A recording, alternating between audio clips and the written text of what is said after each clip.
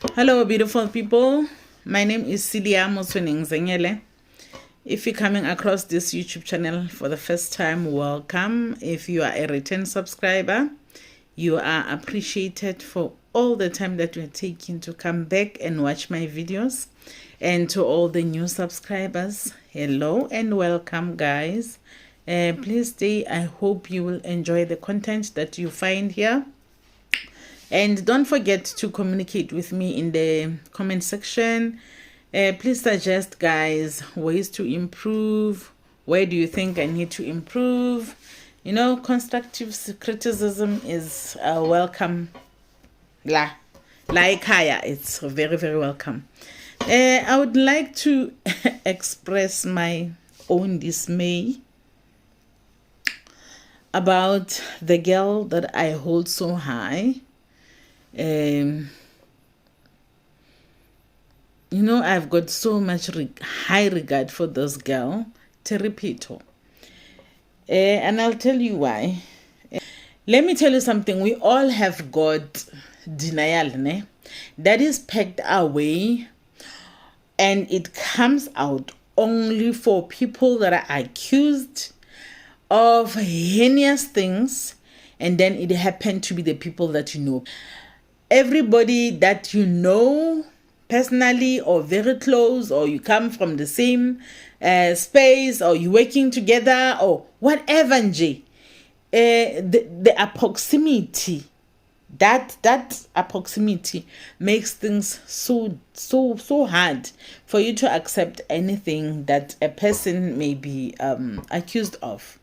So I'm saying that because I'm really I must say I am disappointed, and I don't know why I am disappointed beyond the fact that these are just allegations.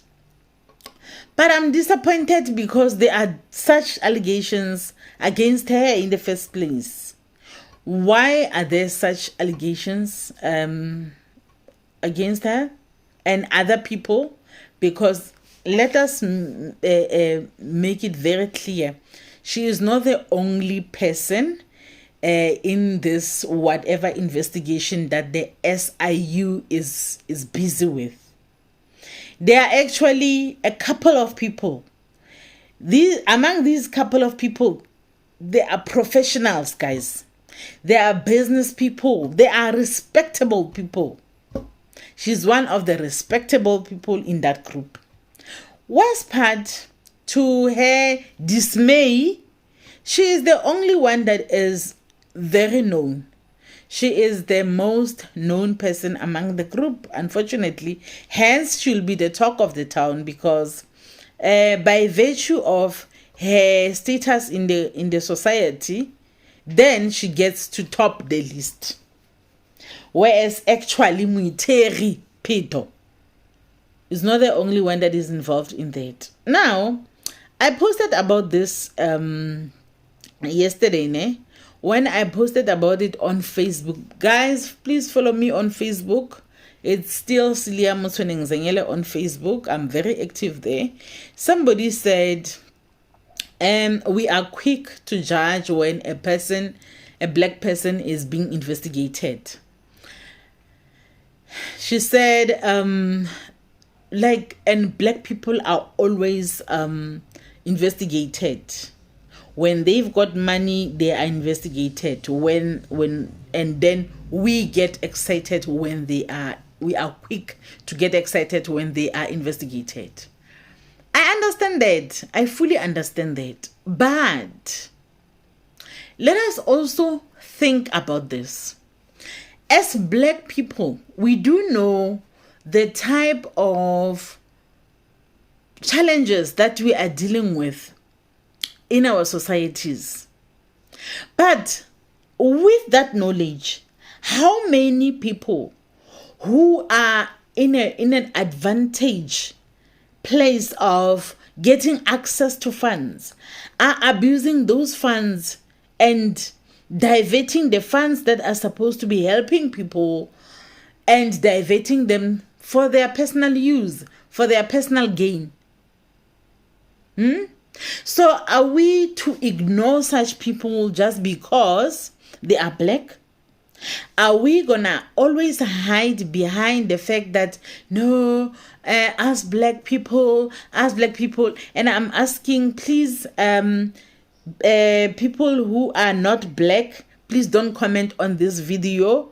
I'm begging you, I'm begging you, please do not comment. This is a black sister talking to black siblings, black sisters, black brothers. Please don't get in. Please don't step in. No offense intended, please. But here, I just need to speak to my kind as a belief. Please don't intervene.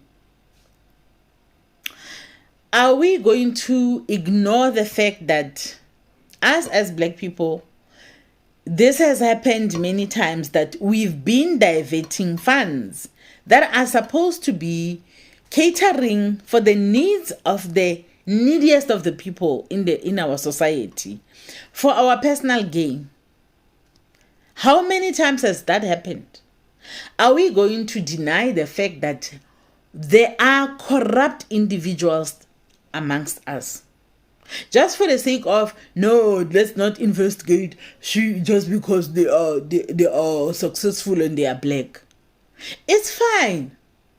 Be successful, be black, make us proud. When you are investigated, come out clear. Come out clear so that we can be like, oh, thank God they are cleared. I do know that the problem is, most of the time, these cases like this one, blows up. As it blows up, everybody's hyped up for now. And by next week, we'll be busy with something else. We would have forgotten about this. If it ever dare happens that these people that are accused, including Terry Pheto, are cleared, it will no longer even be a talk of the town by then, because it will be something that has long passed. South Africa is a movie. We're getting new scenes every day, every week. I'm telling you, by now, we have forgotten about what happened 2 weeks back. We have forgotten about what happened last week. Next week, we would have forgotten about this one. So I pray and hope for her sake that she gets cleared. But I fear, like I really do fear that she may not be. Because when you listen to this video, which I want you to listen to, instead of vulnerable and orphaned children, people with disabilities, learning centers, sports development, and even old age homes, lottery money allegedly went to buying luxury cars and homes, some even shown on TV shows like Top Billing. Famed actress and Tsotsi star Terry Pheto is now implicated in National Lotteries Commission corruption, and the SIU has obtained a preservation order against her. 9 luxury properties, a BMW 420i, 2 Ocean Basket franchises, all with a combined value of 25 million rand, are now no longer hers. She, of course, has expressed shock and dismay and has denied any involvement in wrongdoing. You'll know we've spoken to ace investigative journalist Raymond Joseph and the new chair, Professor Bongani Bingwa, about all of this before, but it's now the special investigating unit that is on the money trail, and Kaiser Khanyago is the spokesperson who joins us now. Always a pleasure to have you on the show. Thank you for your time. Terry Pheto, of course, as we now know, is part of a long list of names, but easily the most prominent. I suppose the first question to ask you is, how is she linked to NLC money? Good morning, Bongani, and good morning to your listeners. Her name came into the fore when we were tracing the money, and it ended up in this property that is owned by her. And then that is why her name is attached to this, because we were tracing the money that was supposed to have gone to an NPO to other people and then ended up being used to buy the property that she owns. I mean, it's not just her, as I say. There's two lawyers, an accountant, a former National Lotteries Commissioner, a hotel group CEO, all accused of splurging with money meant for organizations in need. Just explain that money trail. How does money meant for those in need end up with these people? Yes, we've got something called grant funding at the National Lottery Commission, where people then apply for specific things. It might have been sports facilities, it might have been children's homes, it might have been rehabilitation centers and so on. Therefore, the NPOs apply because it is meant to be applied for by the NPOs. Then these NPOs get the money. But immediately they get the money, they then transfer this money to individuals who are working with some of the people at the National Lottery Commission, who then use it for purposes of buying these franchises and houses and so on and so on. And that is how this process happens. So these people are accused of receiving monies almost via the NPOs that applied for funding. They did not themselves apply for NLC monies. Yes, none of those people that are there applied for the NPO money. They in this particular instance, I don't want to say it never happened because the investigations are still going on.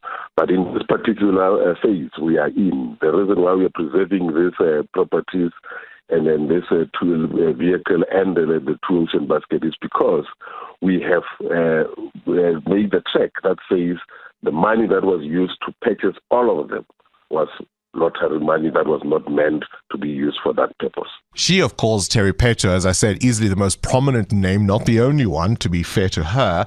She's responded with shock and dismay, denied any wrongdoing, any involvement in any of this. Can someone say, I didn't know where the money came from? I don't know about that, but the fact of the matter is she cannot be dismayed because we got into contact with her about 2 months ago. And we made her aware of this, and that cannot be, obviously she cannot say that she did not know that we are following on the property that she's staying in.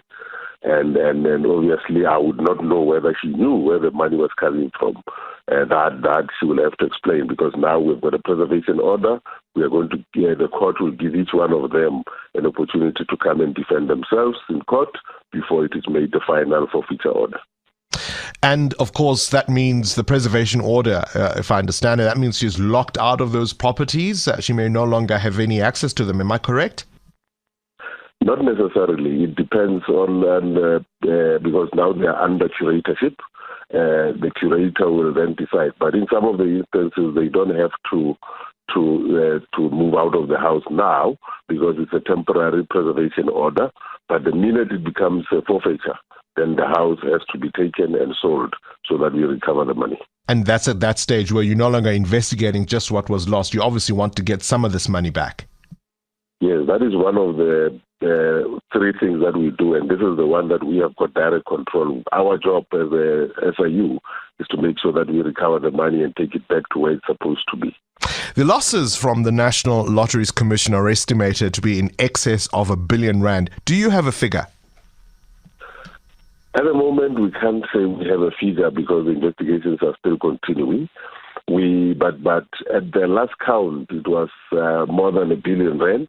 And we are still continuing because this investigation might take longer. The more we find certain things, the more we get more people coming forward with more information. Therefore, it might even well be much more than that. There's also the case of Carol Bouwer, also an actress and businesswoman.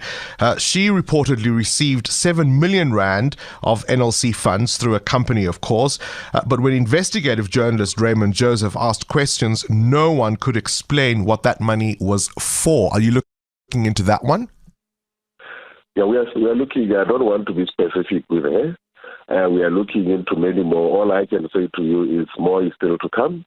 and a lot of people will see when that happens, because we are always afraid of talking about investigations that have not reached a conclusion, because there are trends that happen in any investigation, and we don't want to be putting things out there at this stage.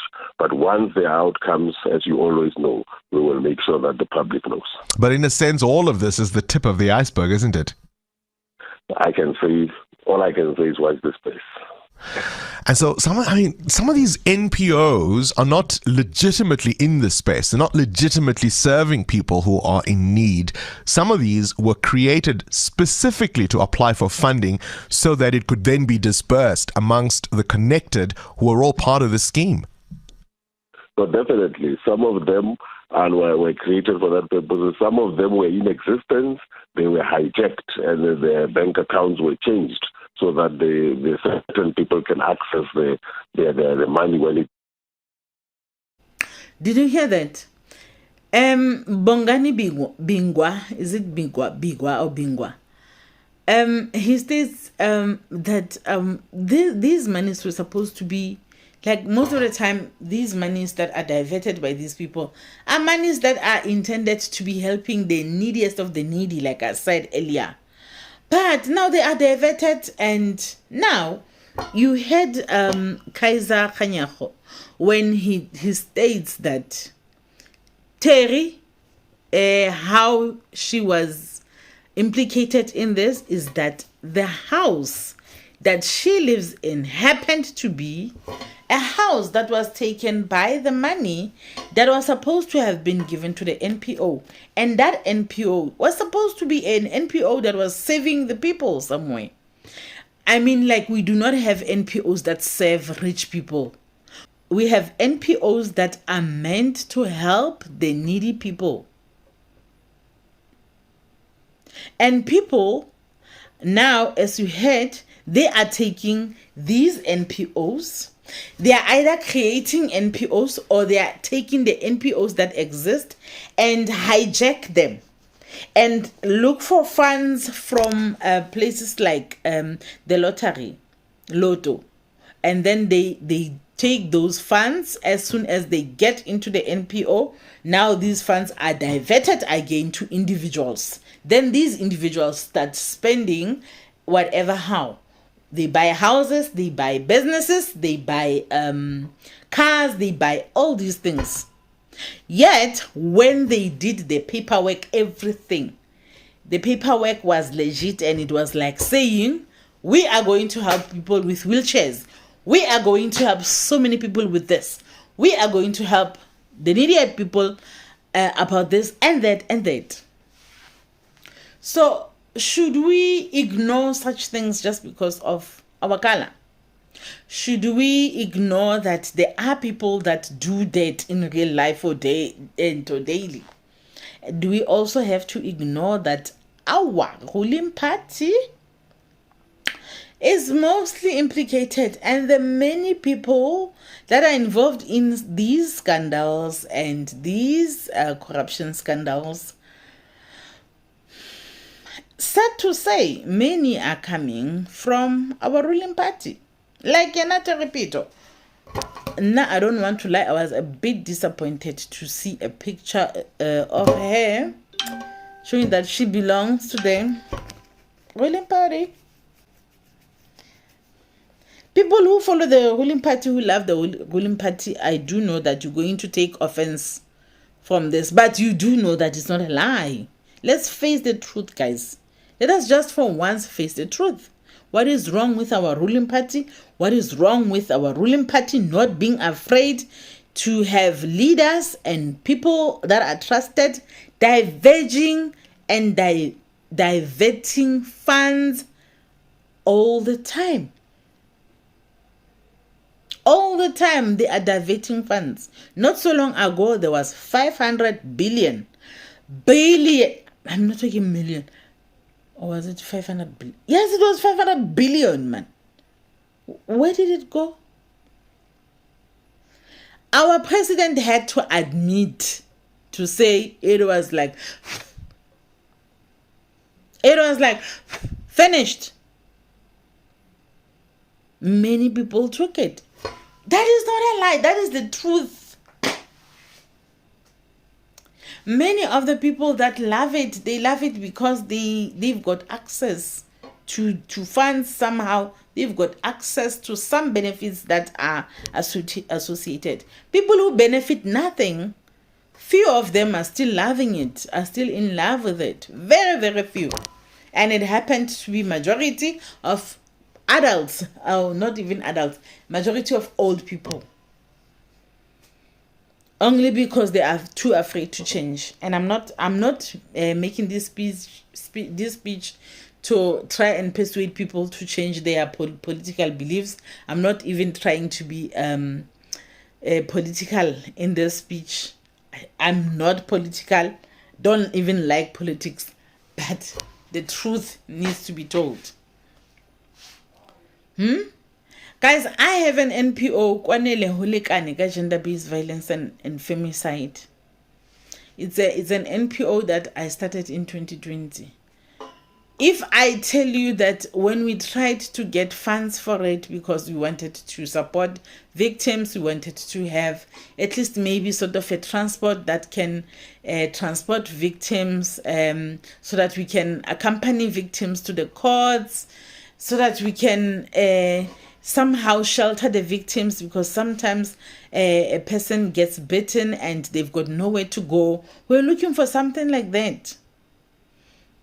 And if I tell you that the list was this much and it was like undoable just for us to apply, and that time our president has said how many times that there is a budget that is set aside for gender-based violence.